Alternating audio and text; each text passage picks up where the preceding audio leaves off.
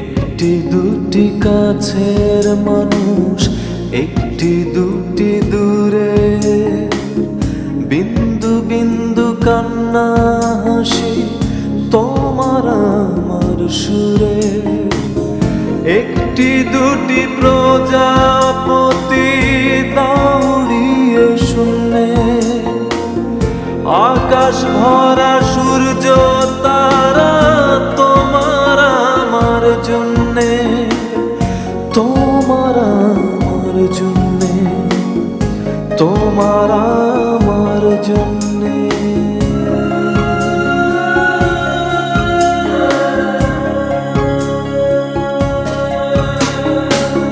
গল্পের ঘর গল্পের বাড়ি, স্বপ্ন অল্প স্বল্প, জমিয়ে রাখি বুকের ভেতর। এই যে গৃহ গল্প, এই যে গৃহ গল্প, এই যে গৃহ গল্প।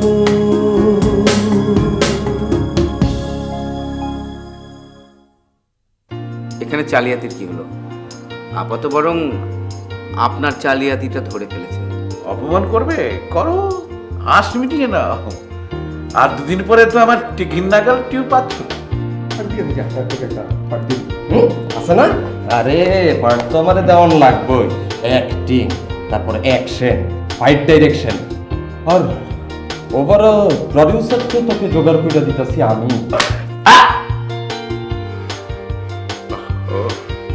এইভাবে আপনি আমার থাপ্পড় মারলেন, আমার দাঁত দুটো নড়ছে। যদি পড়ে যেত তাহলে কি হতো? বেরিয়ে যা, বেরিয়ে যা।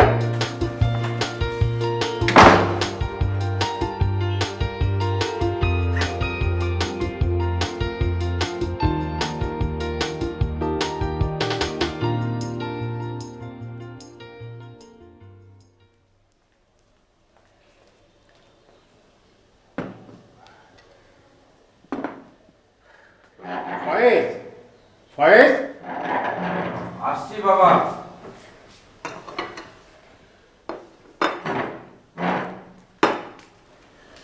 নাস্তা দেওয়া হয়েছে, রুকুকে ডেকে নিয়ে আয়।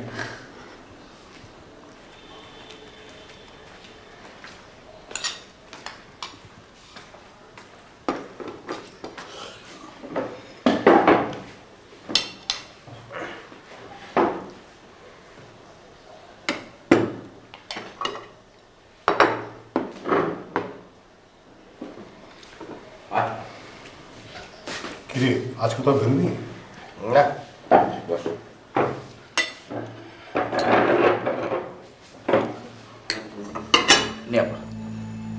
টুম্পা ফোন করেছিল?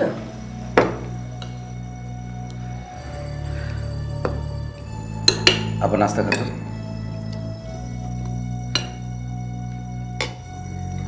এক মাসে একবার ফোন পর্যন্ত করতে ইচ্ছা করলো না।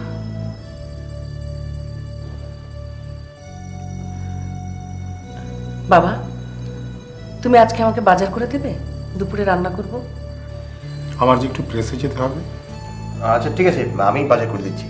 বলে দিও কি কি আনতে হবে, আমি নিয়ে আসবো। আজকে ভালো কিছু একটু রাঁধতে চাই। যে যাবার সে তো চলেই গেছে, তার জন্য আমাদের প্রাত্যহিক সবকিছু এলোমেলো হয়ে যাবে কেন? ঠিক বলেছি বাবা। যদিও সে আমার মেয়ে। আমি উঠলাম।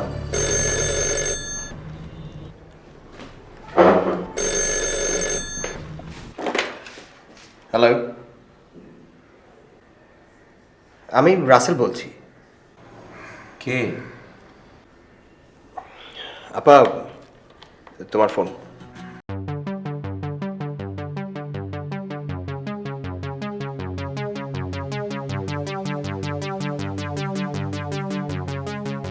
কে? হ্যালো,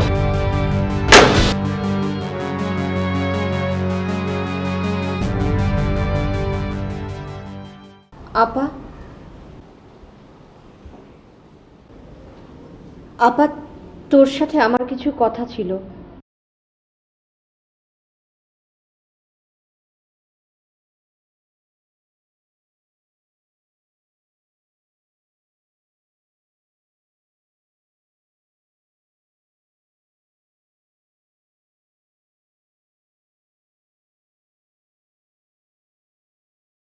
কথাগুলো শোনা তোর জন্য খুব জরুরি।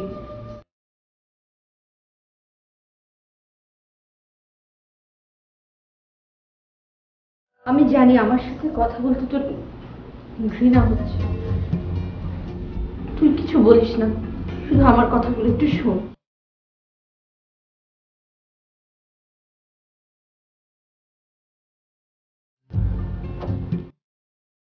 তোকে আমার কথা শুনতেই হবে।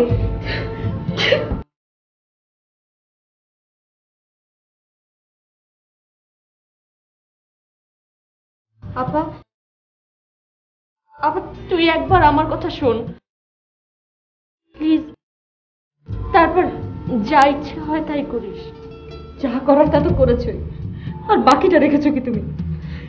আমি ইচ্ছে করে এসব করিনি আপা, ইচ্ছে করে করিনি, নিজের অজান্তে কখন যেসব।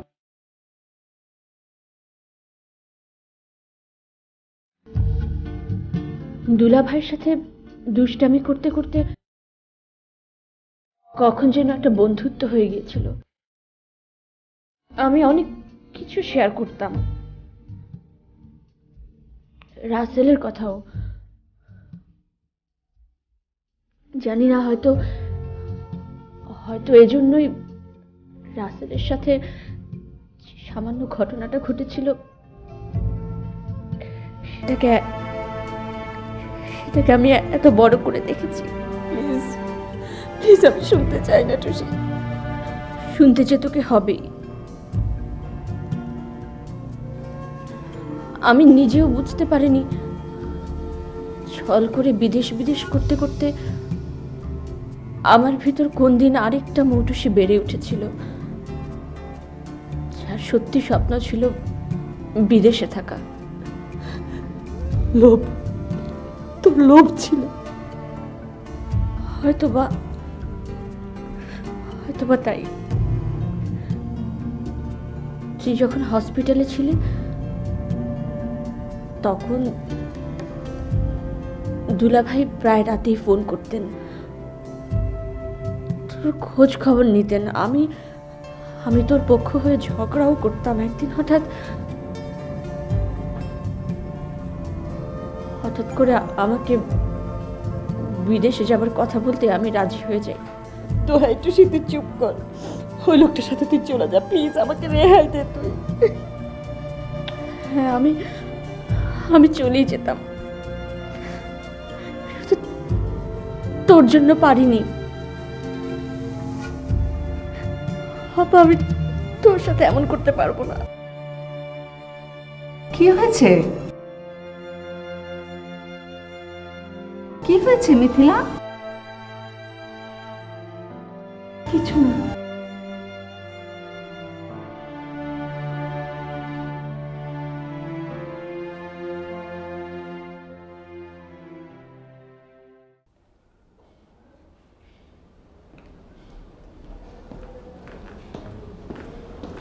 তোমার কি ফিরতে দেরি হবে বাবা? একটু। কেন বলতো মা? না, তাহলে রান্নাটা রাতের জন্যই করি। বাবা, তোমার বইটা কবে বেরোচ্ছে কিছু ফাইনাল হলো? না, আজকে গেলে বুঝতে পারবো। বইটা তুমি কাকে দিচ্ছ তোমার মনে আছে তো বাবা?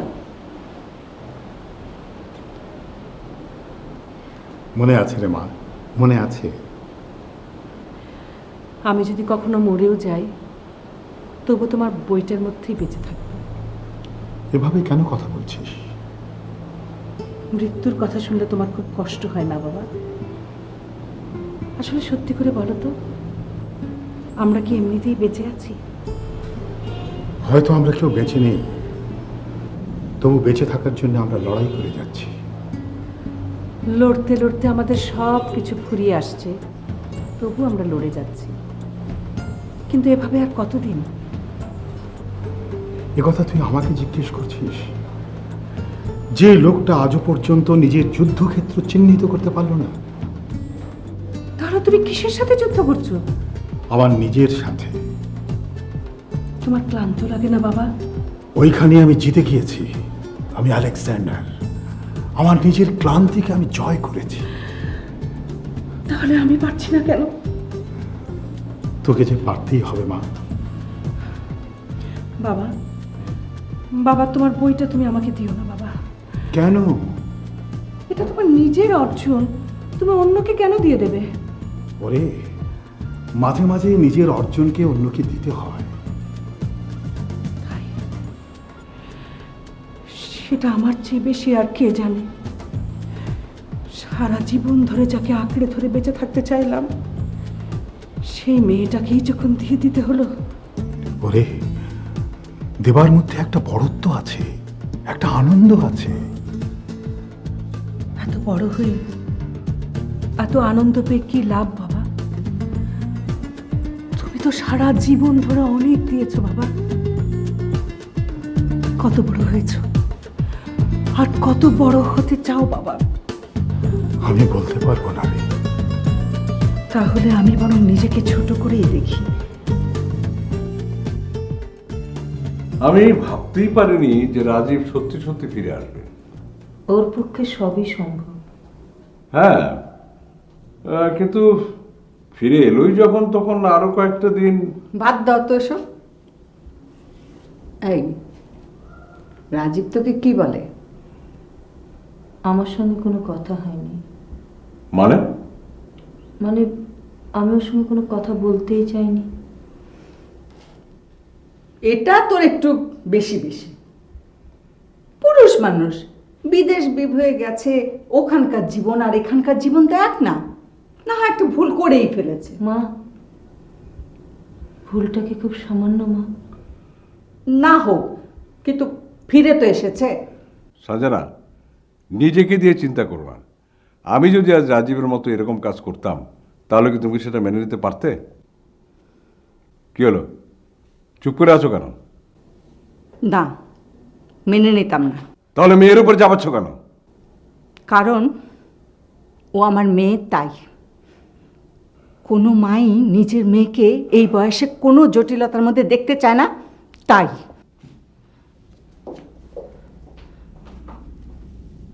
সরি, আমি আসলে তোর মাকে কষ্ট দেবার জন্যে অমন করে বলিনি। আমি জানি বাবা, মায়ের মন তো, সেজন্য বোঝানো মুশকিল।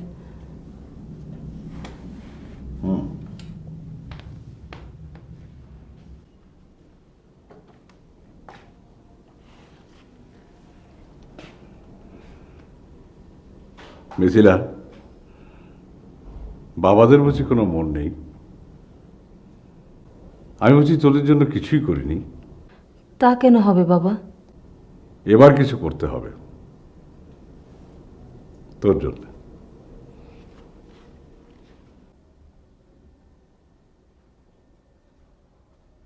আপা, তুই আগে কথাটা খুলে বলবি তো?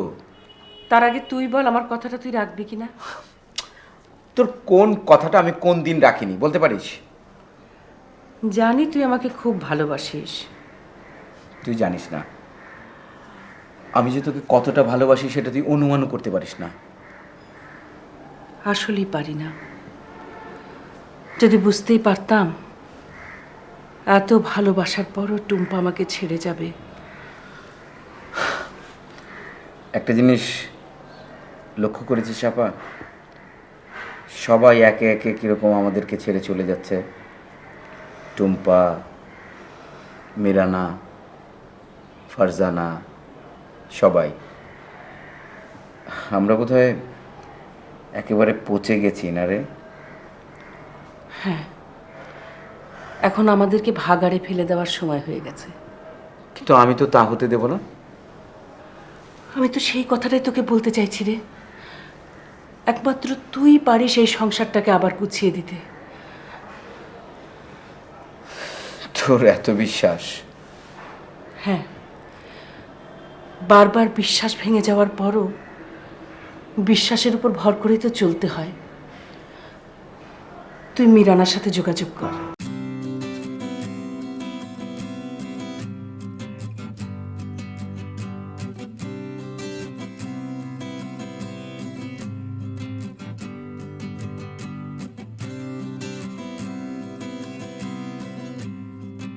কেন?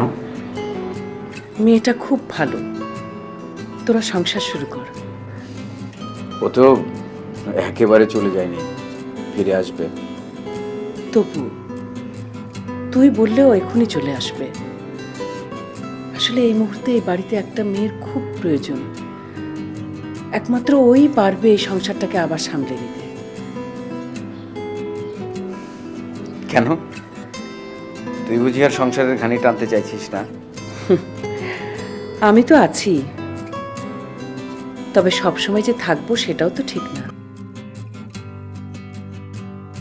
ঠিক না মানে?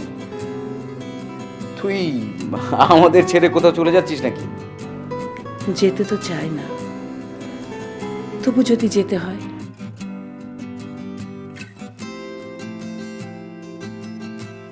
আপা, ভয় পাস নে, এত সহজে ছেড়ে যাব না, তবে সবসময়ের জন্য থাকবো না।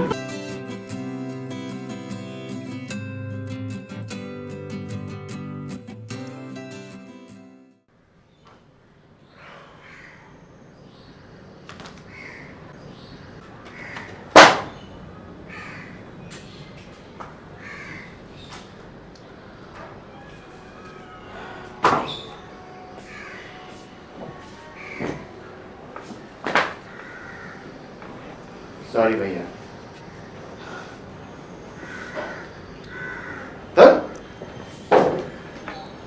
বই পড়তে ভালো লাগে, কিচ্ছু ভালো লাগে।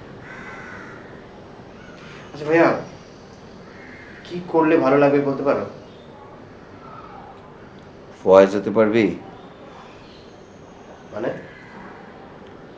মানে আমার মতন হতে পারবি, যার অভ্যাস হয়ে গেছে সব কিছু মানিয়ে নেয়া।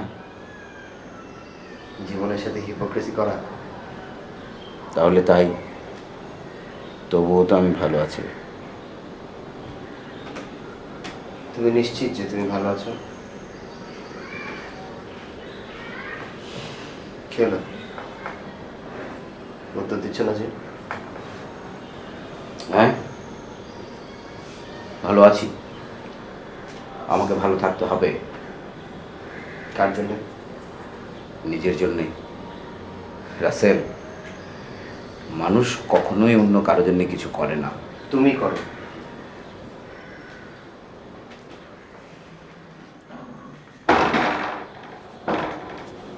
তুমি সারাটা জীবন করেছো, এই যে এখন আমরা যেন ভালো থাকি সেই জন্য তুমি নাটক করে যাচ্ছ। যদি নাটক করেও হয় তাতে ক্ষতি কি রাসেল? ক্ষতি আছে ভাইয়া, ক্ষতি আছে। একটা সময় আসবে যখন তুমি আর নাটক করতে পারবে না, কিন্তু আমরা তোমার কাছ থেকে সেই একইভাবে আশা করে যাব। তুমি তখন কি করবে ভাইয়া? অনেক বড় হয়ে গেছিস না ভাইয়া? মানুষের জীবনে একটা ঘটনাই জীবনটাকে বদলে দেওয়ার জন্য যথেষ্ট। কিন্তু আমি তো বদলাতে চাই না। সময় বদলায়, সম্পর্ক বদলায়, কিন্তু মানুষ কখনো বদলায় না। সেটা যে পাপ। তাহলে তাহলে আমাকে আবার আগের মতো করে দাও ভাইয়া।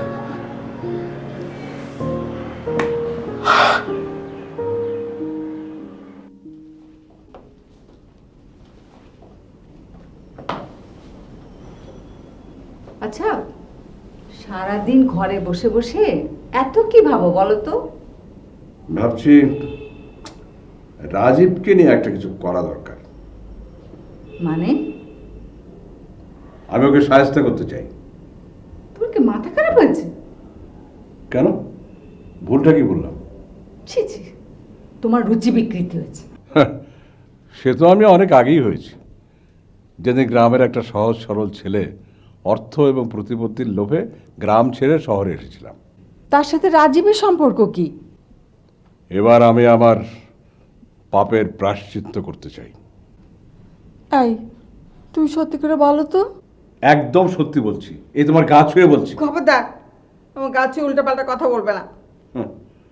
বলবো না, কিছুই বলবো না। এবার থেকে করব, সোজা গিয়ে রাজীবকে ধরবো, তারপর। আব্বা, এই দেখ তোর আব্বা না কি সব উল্টাপাল্টা কথা বলছে। না না, আমি কোথায় আবার কি বললাম? আমি তো শুধু বলছিলাম এই যে রাজীব ছেলেটা কেনই বা হঠাৎ করে এলো, আবার কেনই বা চলে গেল। আচ্ছা টুসি, তোকে কিছু বলেছে নাকি? হ্যাঁ, না মানে আমাকে কেন কিছু জানাবে? ও আশ্চর্য, পুরো মিথ্যে কথা। মিথ্যে কথা? আমি মিথ্যে কথা বলছি? যা সত্য আমি তাই বললাম।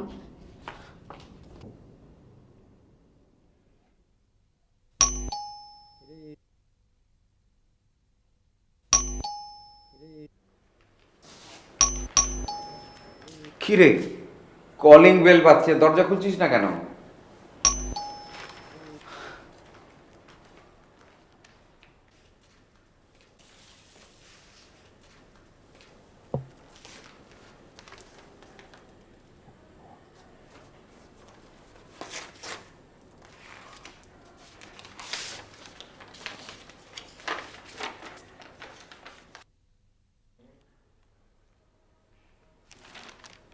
কার চিঠি ভাইয়া?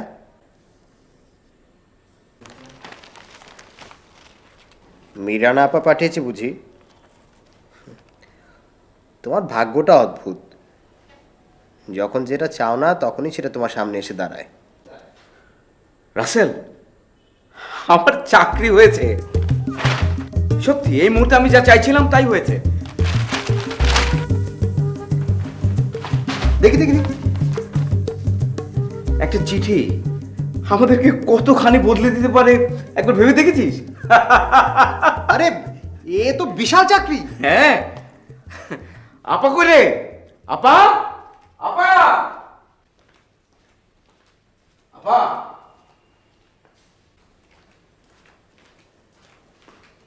আপা, আপা।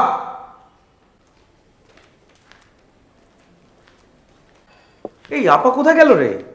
বোধহয় ছাদে আছে, তুমি দাঁড়াও আমি দেখে আসি। To Mr. Syed Faiz Ahmed, House 10, Road 13, by 1. Dear Mr. Faiz, greeting from the Daniel Corporation. Reference your interview with the chairman of Daniel Corporation. Please ask to join in our office on any working day between 9 a.m. to 5 p.m. and as early as possible. At this stage, please bring you. ছাদেও তো নেই। তাহলে আপা হঠাৎ করে আবার কোথায় চলে গেল? Original certificate for our inspection that you and best বাবা, regards sincerely yours. বাবা ভাইয়ার না একটা দারুণ চাকরি হয়েছে। এই দেখো চিঠি।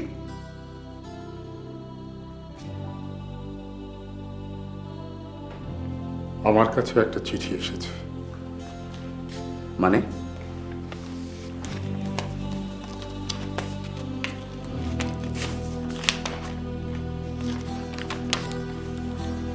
বাবা, জানি না আমার গন্তব্য কোথায়। চোরাবাড়ির মধ্যে আমি এখন ডুবে যাচ্ছিলাম,